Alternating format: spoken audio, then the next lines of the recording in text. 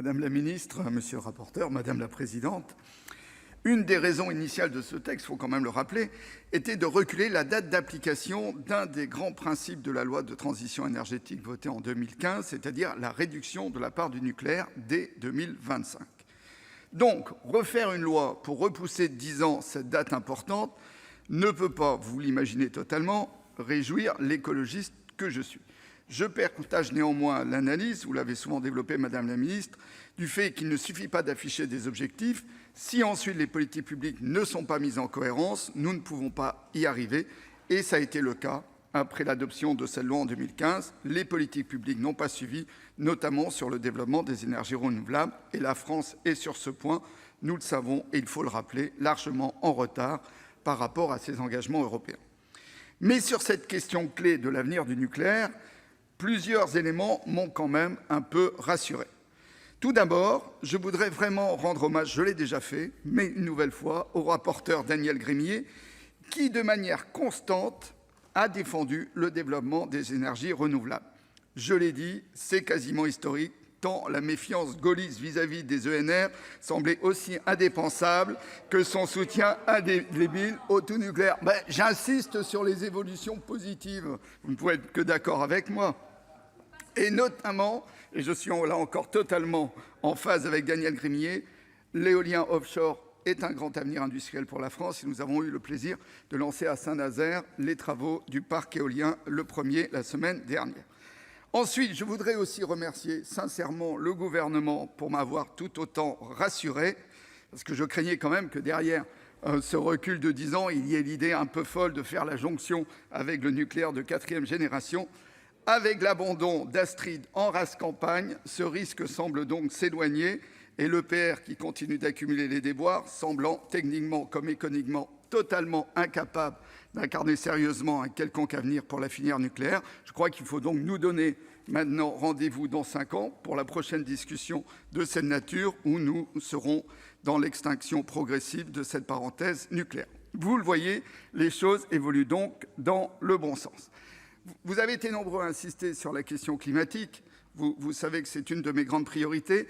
Je regrette néanmoins qu'un certain nombre d'amendements portés notamment par le collectif Climat n'aient pas été retenus, notamment, et ça je trouve que c'est un amendement qui était à la fois pragmatique et d'équilibrage, nous avons toujours dans cette discussion un déséquilibre entre la question énergétique, on va assez loin dans les objectifs quantitatifs, et la stratégie bas carbone, où là on renvoie au décret beaucoup d'éléments quantitatifs. Le rééquilibrage entre les deux que nous avions fait au Sénat n'a pas été retenu par l'Assemblée nationale, et nous le regrettons.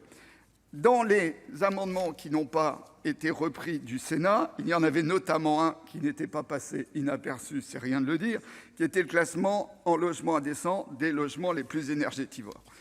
Nous le savions, c'était un peu un amendement d'appel avec peut-être quelques difficultés d'application, mais il avait quand même comme objectif de souligner l'absence d'opérationnalité des politiques de rénovation thermique aujourd'hui en France, en l'absence de contraintes et de financement précis.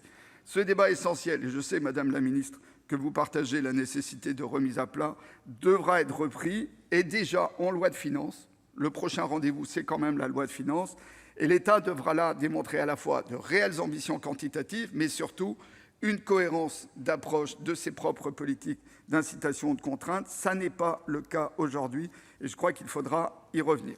Nous relevons à l'inverse dans les nombreux amendements présentés, défendus par ce collectif transpartisan climat, le maintien de l'article 6 bis sur la possibilité pour les organismes HLM d'organiser des projets d'autoconsommation. C'est une évolution importante.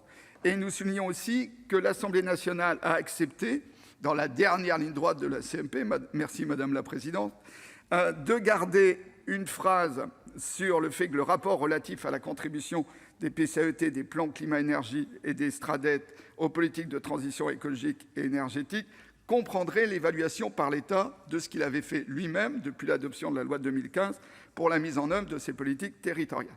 Je me permets sur ce point, Madame la Ministre, de vous remercier et vous me permettrez d'en informer le Sénat, d'avoir donc très rapidement pris l'initiative de réunir vendredi dernier tous les réseaux de collectivités territoriales pour discuter d'une nouvelle stratégie nationale de relance des plans climat, air, énergie territoriaux. aujourd'hui quelque peu en panne dans leur mise en œuvre, alors qu'ils sont totalement nécessaires à l'atteinte des objectifs quantitatifs de la France sur la réduction des émissions.